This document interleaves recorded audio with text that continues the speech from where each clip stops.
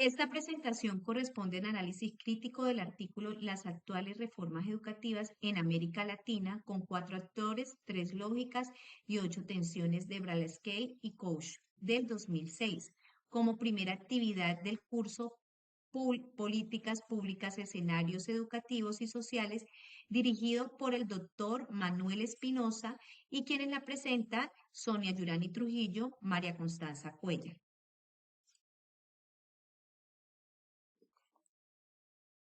Como logro de los objetivos, podemos encontrar, al analizar críticamente estos logros, el marco analítico propuesto aclara los actores, las lógicas y las tensiones, proporcionando una perspectiva multidimensional y rica sobre la reforma. Esto nos hace darnos cuenta de que la transformación no es un proceso lineal, sino un campo de tensión. En este artículo se identifican y se describen 4 actores principales: organizaciones internacionales, estados, nación, burocracias educativas y organizaciones, docentes sindicales. De este modo se hace visible las relaciones de poder y la dinámica de la influencia entre ellas. Además, al caracterizar las 3 lógicas, ajustes, calidad y gobernanza, es una contribución importante. Esto nos permite comprender las diferencias y las diferentes racionalidades de las reformas y cómo estas lógicas a menudo entran en conflicto. Sin embargo, se puede decir que la lógica de la calidad es la más significativa y es escenario de explorar más a fondo sus diversas interpretaciones. Asimismo, enumerar y describir las 8 tensiones en una de las principales aportaciones del artículo. Estas contradicciones todavía existen cuando se analizan las políticas educativas actuales. No obstante, el texto se centra más en identificar y detallar las tensiones que en analizar sus consecuencias específicas en las escuelas y el aprendizaje. Bueno, vamos a hablar ahorita sobre el papel del Estado. Frente a la crítica a la visión del Estado, aunque los actores reconocen la influencia de otros actores, sus análisis se centran en el nivel tecnocrático del Estado y menos en el nivel político e ideológico. Es posible analizar con más detalles cómo diferentes conceptos del Estado influyen en esta política educativa. También se reconoce la existencia de la burocracia educativa como un actor separado.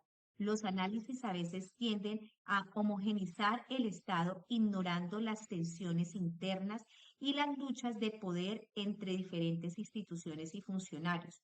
De otra parte, el análisis se centra principalmente en cómo los estados implementan las reformas y prestan menos atención a las situaciones en las que los estados resisten o median la presión de organismos internacionales u otros actores.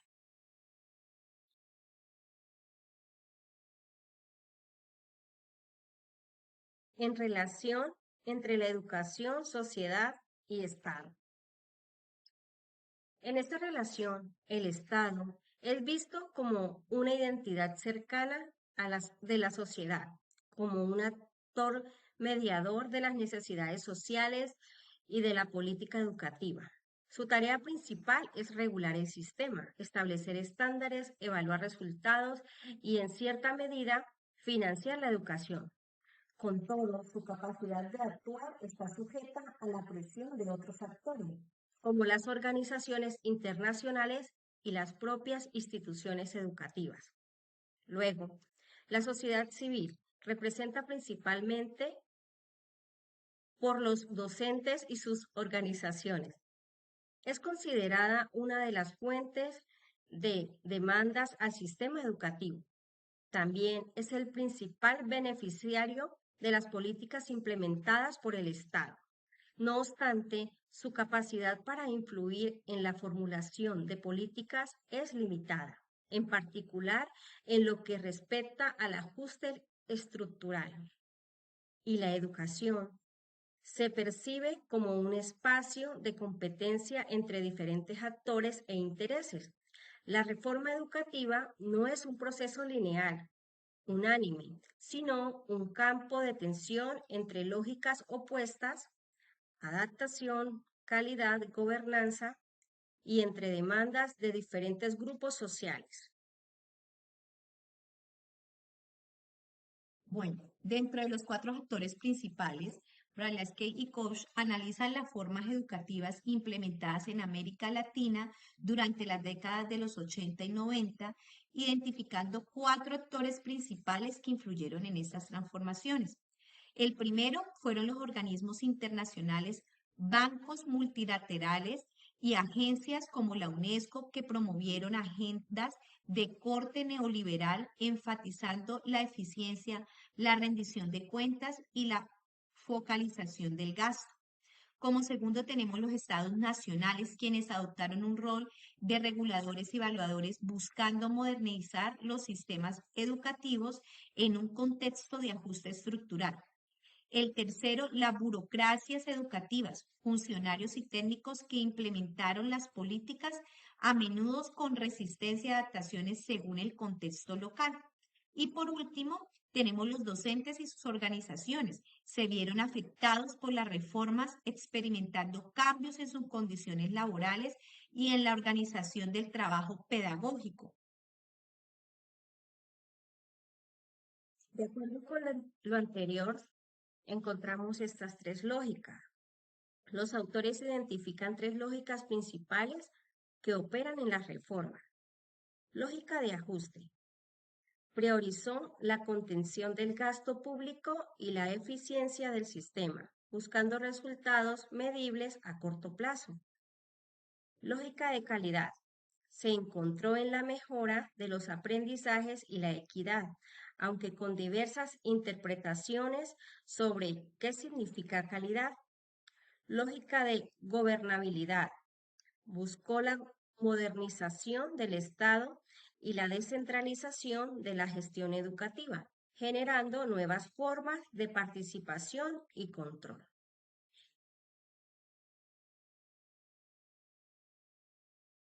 Bueno, finalmente los dos actores Valesky y Coach señalan 8 tensiones que emergieron de la interacción entre estos actores y lógicas.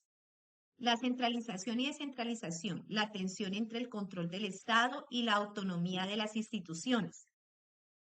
Homogeneización, diversificación, tensión entre la búsqueda de los estándares comunes y el respeto a la diversidad cultural y local. Tercero, la evaluación externa y autoevaluación, tensión entre la rendición de cuentas a las instancias externas y la capacidad de las escuelas para reflexionar sobre su propia práctica. Formación general, formación específica, tensión entre una educación integral y la preparación para el mercado laboral.